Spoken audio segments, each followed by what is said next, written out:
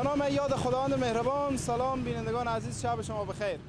امیدوارم که مثل من روزه برده شما روزه نبرده باشه.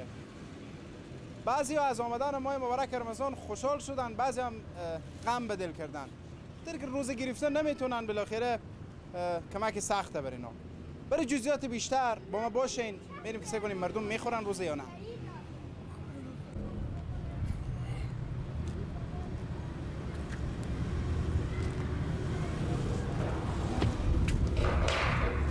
سلام علیکم. سلام علیکم.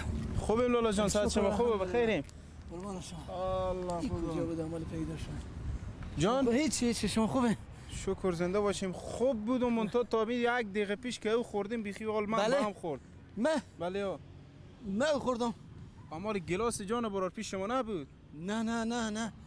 خب چرا شما روزه میخوریم؟ خیال کرد ماه مبارک رمضان آخه. کی روزه خورد لالا؟ تو اصلا بدیدی؟ میگم صاحب کار که ندیدی؟ صاحب کار که نبود اینجا بوده؟ نه یکمه بودم. خب چرا شما روزه میخوریم آخه؟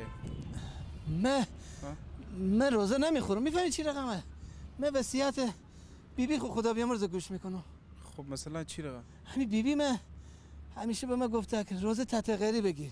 چی؟ روزه تحت غیری. روزه تحت غیری با چیه؟ ببین من هم صبح که روز میخورم، خب 2 نون خیلی یک کل ترمز چای میخورم، باز میره دیگه تا چاشت. خب باز چاش چیکار میکنه؟ باز چاش یک قوری خیلی 2 نون میخورم، باز میره دیگه تا شام. حالا کم همین آهنه تا بالا کردم، گفتم از چاشت خیلی طول کشید، یک پیاله او خوردم. خب دیگه نوش جان شما دیگه. سلامت باش. من میرم برات گزارش دیگه. شما بریم بخیر بریم. سلام علیکم. سلام، خوبین؟ صحتمندین؟ تشکر، زنده باشین. شما خوبیم؟ شکر زنده باشین. من گزارشگر تلویزیونم، گفتم باشه بیام در سطح شهر مردم ببینم به حال روزه چی رقمه. مبارک باشه. سلامت باشین. تشکر. یا بزنین چی رقم خود روزه 5-6 روز تیر میشه. دوباره دیگه پونه اگر روز اول که بود روز که بخوردم، روز دیوم هم چی شد بخوردم، بالا ما بفتاد، حالا همیشه میخورم. خب یعنی تکلیف از این کسایی که روزه دارن چیکار میشه؟ دیگه من نمیفهمم. یعنی امو معامله اینا رو به گوره میگذارن، ما رو به گوره؟ هر کس به گوره میگذارن. خب سالا گذشته چی کار میکردین؟ باور کن سالا گذشته یک روز نگرفتم. خب یعنی به می سادگی دیگه ختم کردین روزه؟ دیگه هر کس به گوره میگذارن دیگه. خوش باشیم. تشکر. افطار خوشی داشته باشیم. سینه خو روزه ندارم. جمع کو که بریم.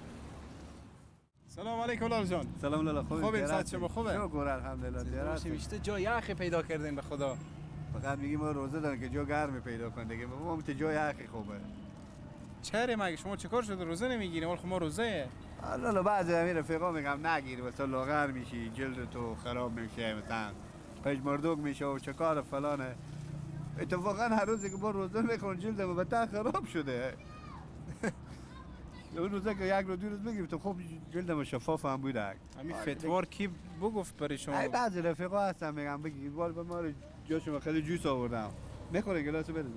حالا من معطل از اونا بودم. بریزم گلاسه. نه نوش جان شما. خب شما نمیشرمیم روزه میخوریم آخه؟ نه ایچی. تو از تلویزیونی لالا. چه کار شو؟ ما نشون ندی بعد تا تلویزیون.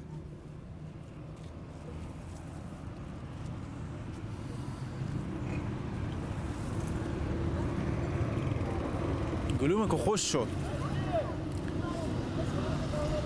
عیش دارن مردم. تا نمی کاملی دست تو باشه.